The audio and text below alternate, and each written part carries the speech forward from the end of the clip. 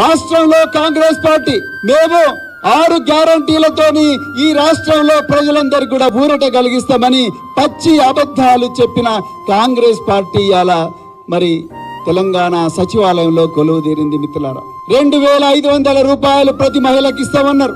రైతులకు 15,000 రూపాయల భరోసా ఇస్తామన్నారు. అదే విధంగా మరి 4,000 పెన్షన్ ఇస్తామన్నారు.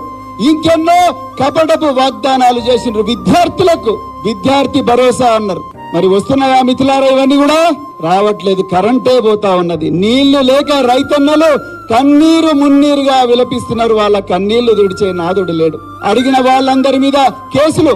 మొన్న ఒక తమ్ముడు బీఆర్ఎస్ పార్టీ యువ నాయకుడు క్రిషాంక్ మొన్న జూబ్లీ హిల్స్ సొసైటీలో కుంభకోణం జరిగింది. ఆ సొసైటీలో కోశాధికారిగా ముఖ్యమంత్రి గారి సోదరుడు ఉన్నాడని ఒక్క ట్వీట్ చేసినందుకే దౌర్జన్యంగా ఆయన ఇంటికి పోయి ఆయన సెల్ ఫోన్ గుంజుకొని ఆయన మీద కేసు పెట్టి ఆయనను వేధిస్తున్నారంటే దౌర్జన్యం ఎంత ఘోరంగా ఉన్నదో మీరు ఒక్కసారి ఆలోచించండి ఈ కాంగ్రెస్ పాలనలో.